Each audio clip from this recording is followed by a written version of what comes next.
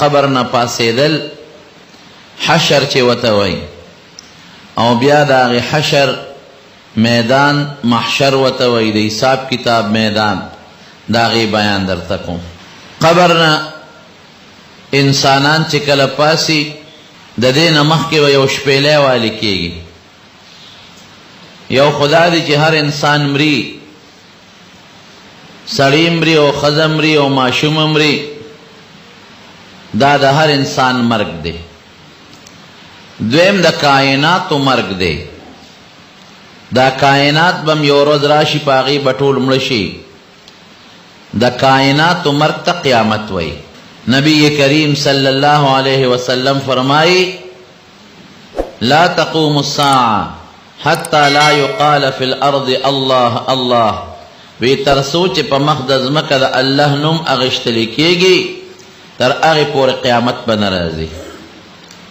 علما به ختم شي، علم چې ختم شو. حدیث کې راځي، بخاری شریف کې حدیث دی چې د قیامت د نښو نه یو نښه دا ده چې علم به ختم شي، او علم د علماو په ختمېدو ختمېږي. عالمان به ختم شي، علم به ختم شي، جهالت به راشي.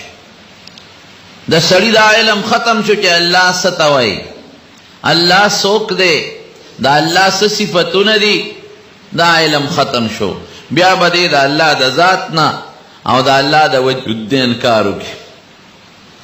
نبی کریم صلی اللہ علیہ وسلم فرمائی لا تقوم الساعة الا على شرار خلق اللہ، وی قیامت با پا اغی خلق راضی چی پٹول مخلوق کی گندہ خلقی، گندہ خلق بای.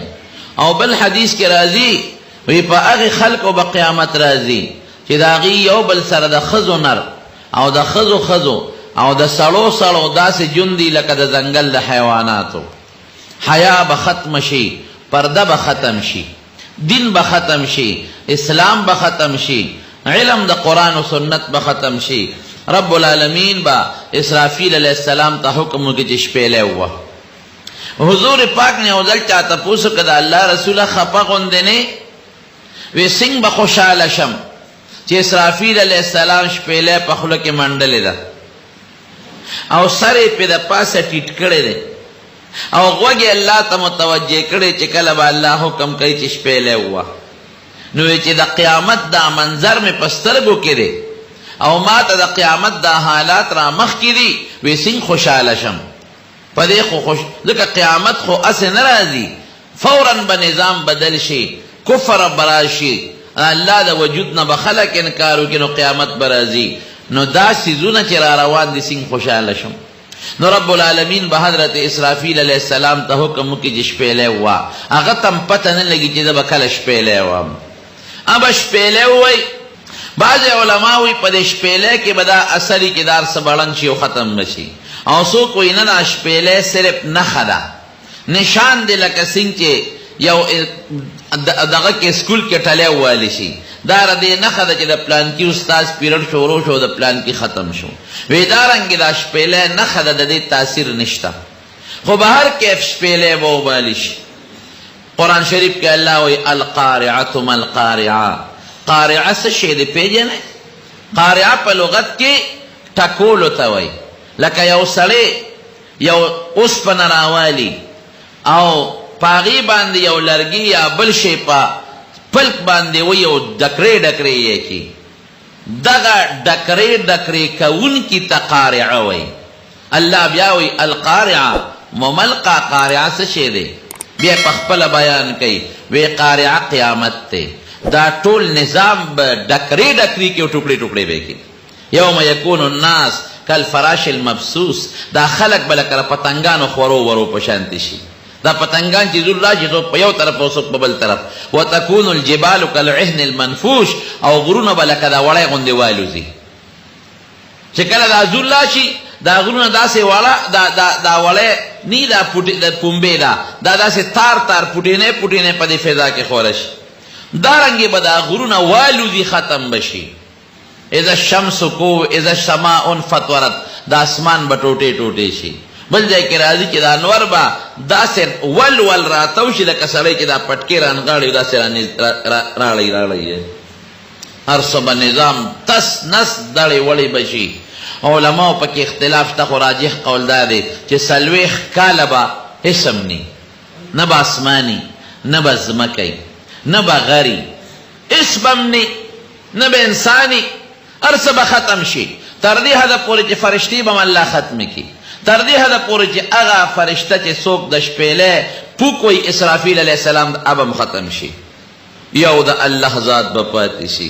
پروردگار باوازو کی لمن الملک اليوم، اے دا دنیا بادشاہانو، سو کوئی دا امریکی بادشاہو ما، سو کوئی دا روسیم، او سو کوئی دا پاکستانیم، او سوک دا ہندوستان، سوک دا فرانس، شتا سوک بادشاہ چه سر روچت کی، اس سوک بجواب ورنکی. اللہ با پخپل آوازو کی للہ الواحد القہار. نن بادشاہشتا خدا دے انسانانو پیریانو نا، نن دا یو ذات بادشاہی دا چه اغدر زور ورده. اگر مقابلہ کی سوک نشو دری دلی دنیا نظام و بادشاہ ختم، ارس دلی والی تس نس.